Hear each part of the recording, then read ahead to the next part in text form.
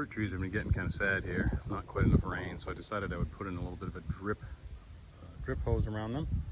Isn't quite in the right position, but all of the splicing and dicing of the hoses is now complete. So we have a successful drip going on there. That's one. That's a peach tree.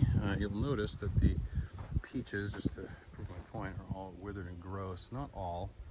A lot of them near the bottom, and also everything on the bottom has been nibbled by the deer. Over here is a Macintosh apple tree, and you can see the deer damage there. There's not a single apple on this tree remaining. However, we're going to give it some water. And then we get over here. Here's a Cortland apple tree. Also, you can see the deer damage. There is two apples remaining on this tree.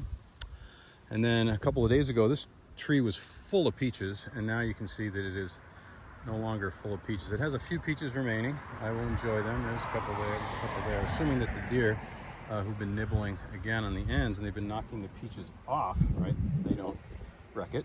Interesting thing about this tree, it's making amber. If I wait long enough, maybe I'll have a some type of Jurassic Park situation going on here. Maybe catch a deer in there.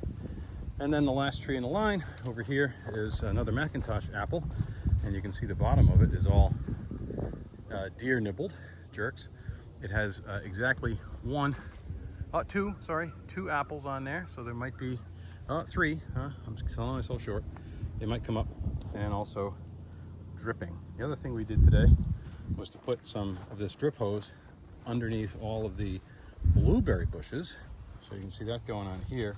Well, you can't really see the hose because I've buried it already, but the nice thing is that the blueberries are still there. The birds have not taken them, or the deer, and they are beginning to ripen. So there's a nice blue one. There's a few other blue ones in there. So give it a couple of days. We might have enough for a pie.